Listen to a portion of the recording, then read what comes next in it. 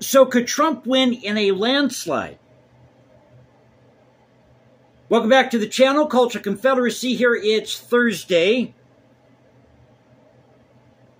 So there's a really good article at The Guardian, and this is by Robert Reich, by no means a Trump supporter. And he gives the Republican Party a reality check. And he makes a point that even though Trump won in Iowa, we know he won in New Hampshire. Now, this article came out just before the New Hampshire primary. But he makes a point that even though Trump is winning in these caucuses or these primaries, it doesn't mean he's going to necessarily beat Biden. So the title of the article, again by Robert Reich, yes, Trump is dominating the primaries. That doesn't mean he'll beat Biden. Why is the media making such a big deal of this? Trump will be the nominee, but the general election is a different matter. Well, I know why the media is making a big deal about this. Because they're really afraid that Trump's going to get reelected. The mainstream media is flabbergasted at Trump's success in sweeping the Iowa caucuses, dominating the polls and destroying all his rivals but Nikki Haley before Tuesday's New Hampshire primary. CNN is awestruck, calling Trump's landslide victory in Iowa a stunning show of strength. CNN! The New York Times is dumbfounded, talking of an expected Trump coronation and also the power of his political machine. Time magazine marvels at his commanding position to secure the Republican nomination and that nothing has slowed him down. Again, they're afraid he's going to get reelected. This is like fake enthusiasm. The Washington Post's Dan Balz, B-A-L-Z last name, writes that the end of any real competition could come very soon. Headline after headline offers the same breathless, spellbound story. Trump is dominating, disciplined, ruthless, hugely effective, remarkable, etc., etc. Earth to the mainstream media. This is a dangerous bit of nonsense. Why should Trump's dominance be surprising?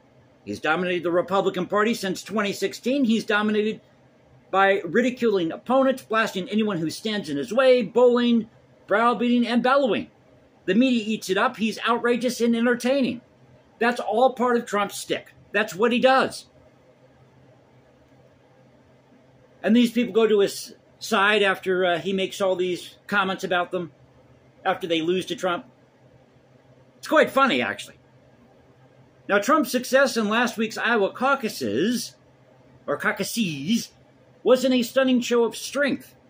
It was a display of remarkable weakness.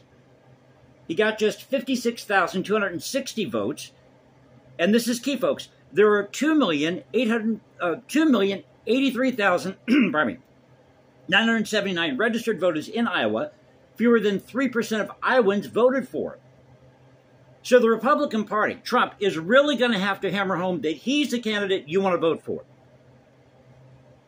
And he's going to have to do it while wading through all these legal battles. And according to an entrance poll, only 46% of the Republican caucus goers considered themselves to be part of the MAGA movement. Well, let me take a sip of my coffee here. There's a lot of ground to cover in this article, so just bear with me. Nearly 50% said that they were not. 3/4 of these non-MAGA Republican voters opposed Trump. Over 30% said they would not consider Trump fit to be president if he were convicted of a crime. So Trump's up against all these convictions, or these cases, court cases. And then he's got to deal with Biden. And the split in the Republican Party between the MAGA and non-MAGA. It's going to be an interesting year. And have you seen, this is just a side. I thought about doing a video about this, what's going on with Kari Lake. There's tape out now, audio that she was being bribed, or a potential bribe. His performance in New Hampshire will probably reveal similar weaknesses. What seems to be lost on the media is that Trump was president for 4 years. In effect, he's the incumbent Republican president. Did I say incumbent? Incumbent Republican president. That's not because he says he won the 2020 election. It's because he was, in fact, president.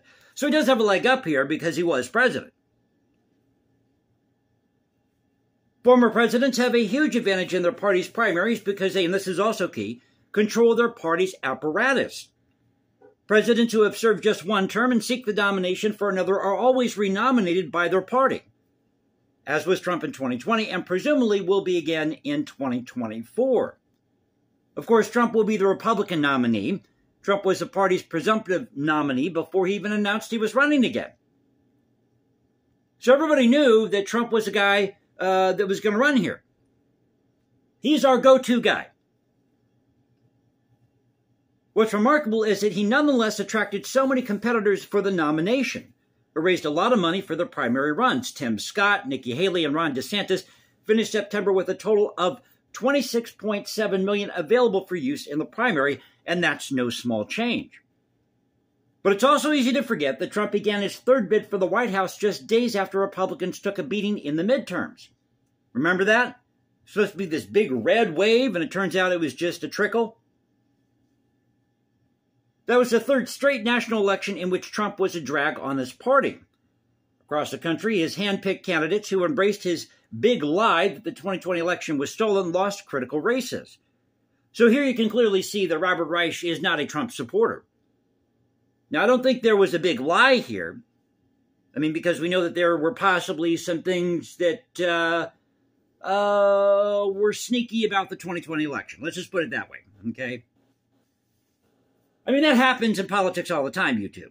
I'm not saying anything new here. Every election cycle, you're going to have people that try to pull all these little tricks or whatever, you know, get the other side. Mudslinging. This is nothing new to politics. Didn't start in 2020. The danger in the mainstream media's awestruck coverage of Trump right now, making a big deal out of his winning the Iowa caucuses, dominating the polls, pushing out all rivals except Haley, and almost surely winning today's New Hampshire primary, is that it creates a false impression that Trump is unstoppable all the way through the general election. And that's what Republicans have to be careful of here. You can't put this guy on a pedestal. I mean, he's the man. No question about it. Trump is the man. He's got the media presence. He's got the image. And people like Trump because he taps into something. They can relate to him. And relatability, it counts. It really counts in an election cycle. I mean, whether you like Trump or not, or you think he's brash or not, you know, he wouldn't have gotten where he was in business if he had cheated people all his life and, had done all these things in business, that are questionable here. He wouldn't have been as successful as he was. I mean, if he was really a bad guy, he wouldn't be successful here. So just keep that in mind. And no, I didn't vote for Trump. I'm not saying Trump's a saint. But no one should confuse Trump's performance in the Republican primaries for success in the presidential election. Getting back to the article. When Americans actually focus on the presidential election and the stark reality of choosing between Biden and Trump, I expect they will once again choose Biden. Well, there's some questions about that. Because, Biden doesn't know where he is half the time. And let's face it, if all we're stuck with is Republican and Democrat, then we're in deep you-know-what. That's my only choice in this thing called the United States? Really? Who made up that rule? When Americans actually focused on the presidential election and the stark reality of choosing between Trump and Biden, as I said, they will probably choose Biden. Even if Trump is... I repeated myself by accident here. I'm having a good time, folks. So let's get back to the article. Even if Trump is not yet criminally convicted, I doubt that a majority of Americans will want for their president a man who has 91 criminal charges against him, who has been impeached twice, who has orchestrated an attempted coup, who has profited financially while president, and who has stolen top-secret documents, and who has been judged to be a rapist. It's pretty harsh here. But how much of this is really true? All these 91 criminal charges, some of them are probably one charge split up into 30. We know how lawyers work. I mean, will he be convicted of any of these charges? That's the question. But I don't think 2020, what happened on January 6th in 2021, rather, I don't think that was a quote-unquote coup.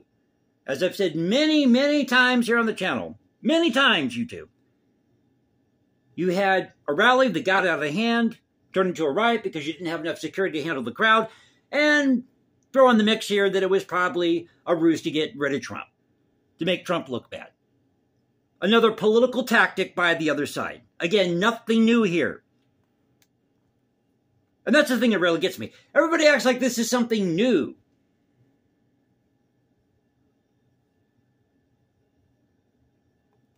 So I thought I'd share this article with you at The Guardian. He's got his doubts, warning the Republican Party to not put Trump on this pedestal and get so overexcited here because Trump's winning the Iowa caucuses, or he might win in New Hampshire, as he did, or he might win in South Carolina. I think Nevada's next, early February. We shall see what happens here at the end of the year. It's going to be an interesting election, I think. But, you know, he's right. Sometimes you need a reality check. And Trump's really going to have to market himself this time around with all these charges and everything else that's surrounding him here if he's going to come out on top. So I hope you enjoyed the video. If you did, another one-take video. It is what it is today. I might be going into work today. I don't know. But if you enjoyed the video, you know what to do. You can also follow me at Instagram, #JasonComposes, because I write music in my spare time. Or you can find me at X, Culture Confederacy, at CultureConfed1 on X. This is the Culture Confederacy saying peace out, stay safe, everybody. God bless this thing called the United States. And you know how we do it here. This is where the past crashes with the present. I'll catch you next time, and y'all have a great Thursday.